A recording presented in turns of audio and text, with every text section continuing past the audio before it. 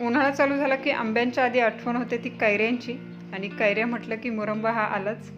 तर आज आपण बनवणार आहोत मुरंबा. साखर घालून बनवत आहे, तर याला साखर आंबा देखील आपण म्हणू शकतो.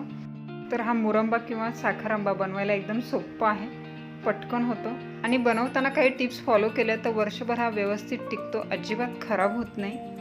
त्यामुळे मार्केटमध्ये जाम वगैरे आणण्यापेक्षा जर घरी आपण असा मुरंबा स्टोअर करून ठेवला तर मुलं वर्षभर आवडीने नक्कीच खातील.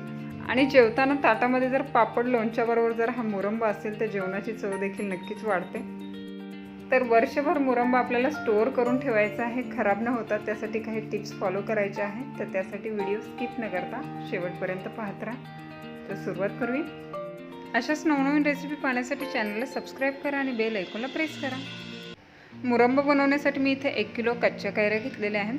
ह्या कैऱ्या ज्या आहेत त्या सगळ्यात आधी स्वच्छ धुवून घेतलेल्या आहेत, त्यानंतर पुसून घेतलेले आहे. त्यानंतर सगळ्या कैऱ्यांची साल जी आहे ती काढून घेतलेली आहे. साल काढून झाल्याच्या नंतर कैऱ्या ज्या आहेत मी किसणीने किसून घेतलेल्या आहेत. या पद्धतीने सगळ्या कैऱ्या किसून घेतलेल्या आहेत. त्यानंतर गॅसवर मी स्टेनलेस स्टीलची कढई गरम करून घेतलेली आहे आणि त्यात किसलेल्या कैऱ्या ज्या आहेत त्या टाकून घेत आहे. सगळ्या किसलेल्या कैऱ्या ज्या आहेत त्या आपण सगळ्या मिक्स करून घेऊया. गॅस जो आहे तो इथे मी लो फ्लेमवर ठेवलेला आहे. खाली ही किसलेली कैरी लागणार नाही याची काळजी घ्यायची आहे. कैरीचा किस खाली लागणार नाही यासाठी काय करायचं आहे, मुरंबा बनवताना जाड बूड असलेलं भांड्याचा शक्यतो वापर करायचा आहे. कैरीचा किस जसं जसं परतला जाईल तसं त्याची क्वांटिटी जी आहे ती कमी झालेली आपण इथं पाहू शकता. त्यामुळे अंदाज घेऊन आता इथं आपण थोडंसं मीठ ॲड करणार आहोत. सगळे हे मिक्स करून घेऊया. मीठ टाकल्याच्या नंतर आपण हे परतवून घेत आहे आणि त्यानंतर एक 4 ते 5 मिनिटानंतर कैरीमध्ये एकदम ओलावा आलेला इथं आपल्याला दिसत आहे. किसलेली कैरी जी आहे ती इथे एकदम आता सॉफ्ट झालेली आहे, ते पाहू शकता. तर त्यानंतर आपण इथे साखर ॲड करणार आहोत. साधारणतः 1 वाटी कैरी होती तर मी 1 वाटीला थोडीशी कमी साखर इथं ॲड करणार आहेत, कारण कैरीच्या आंबटपणानुसार साखरेचं ॲड करायचं प्रमाण जे आहे ते कमी जास्त होऊ शकतं. मी इथं वापरलेली कैरी जी आहे एकदम कमी आंबट आहे, त्यानुसार साखरेचं प्रमाण मी इथं घेतलेलं आहे. सगळीकडे हे मिक्स करून घेऊया. साखरेऐवजी आपण गुळाचा देखील इथे वापर करू शकतो. 5 ते 6 मिनिटानंतर साखर जी आहे पूर्णपणे इथे विरघळलेली आहे, पाहू शकता. हे जे मिश्रण आहे साखर घातल्याच्या नंतर एकदम पातळ झालेलं आपल्याला दिसत आहे, इथे पाहू शकता. जर आपल्याला हा स्टोअर करायचा आहे तर त्या पाकाची व्यवस्थित कन्सिस्टन्सी असणं गरजेचं आहे. तर एकदम पातळ दिसत आहे, तर एक त्याला थिकनेस येतपर्यंत आपल्याला हे शिजवून घ्यायचं आहे. मुरंबा बनवताना काही टिप्स फॉलो केल्या तर वर्षभर मुरंबा व्यवस्थित टिकतो, अजिबात खराब होत नाही. तर त्यातली महत्त्वाची टिप जी आहे ती आहे हा कितपत शिजवायचा या संदर्भात. थोडा वेळ हे शिजवून घेतल्याच्या नंतर इथे पाहू शकता एक थोडासा घट्टपणा याच्यामध्ये आलेला आहे. आता यातला साखरेचा जो अंश आहे ओलसर तो घ्यायचा आहे हातावर आणि थोडंसं थंड झाल्याच्या नंतर त्याची अशी तार निघायला हवी, इथं पाहू शकता.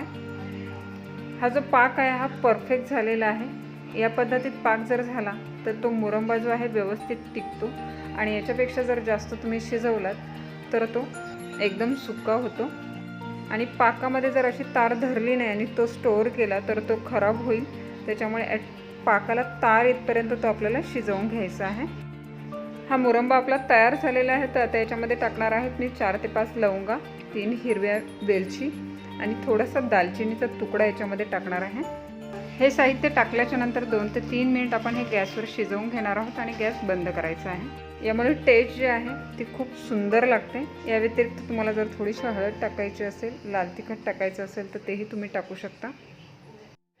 मुरंबा टिकवण्यासाठी आणखी एक महत्त्वाची टीप म्हणजे मुरंबा बनवताना अजिबात झाकण ठेवून तो शिजवून घ्यायचा नाही आहे. झाकणाचा जर वापर केला त्याची जी वाफ आहे त्या वाफेचं पाणी जे आहे मुरंबामध्ये पडण्याची शक्यता असते आणि त्यामुळे देखील मुरंबा आपला खराब होऊ शकतो.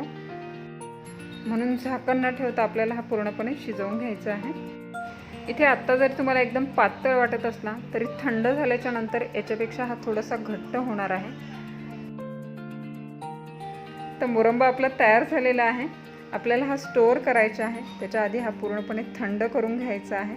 तर पूर्णपणे थंड झाल्याच्या नंतर आपण हा काचेच्या बॉटलमध्ये हा भरून ठेवणार आहोत. मुरंबा आपल्याला पूर्णपणे थंड करून घ्यायचा आहे, तर तोपर्यंत याच्यावर बिलकुल झाकणाचा वापर करायचा नाही आहे. त्याऐवजी तुम्ही झाकण्यासाठी सुती कापडाचा वापर करू शकता. तर मुरंबा इथं पूर्णपणे थंड झालेला आहे. इथं दिसायला खूपच छान दिसत आहे आणि चवीला तर एकदम मस्तच लागत आहे. वर्षभरासाठी जेव्हा आपण मुरंबा बनवून ठेवतो त्यावेळी बरणीतनं काढता नाही, तेवढीच काळजी घ्यायची आहे. स्वच्छ आणि कोरड्या चमच्याचा वापर करायचा आहे आणि काढल्याच्या नंतर झाकण देखील व्यवस्थित बंद करून ठेवायचं आहे. बाजारातून जाम आणण्यापेक्षा घरी बनवलेला हा मुरंबा जो आहे वर्षभर टिकतो देखील आणि मुलांना देखील हे घरी बनवलेला मुरंबा नक्कीच आवडेल. तर नक्की घरी करून पहा. रेसिपी आवडली असेल तर रेसिपीला न विसरता लाईक करा, कमेंट करा, शेअर करा आणि अशाच नवनवीन रेसिपी पाहण्यासाठी न विसरता किटी किचनला सबस्क्राईब करा आणि त्या बाजूला असलेलं बेलचं बटन दाबा, जेणेकरून येणाऱ्या सगळ्या नवीन रेसिपीचं नोटिफिकेशन सगळ्यात आधी तुम्हाला मिळेल. तर पुन्हा भेटूया एका नवीन रेसिपीसह. तोपर्यंत टेक केअर, बाय बाय.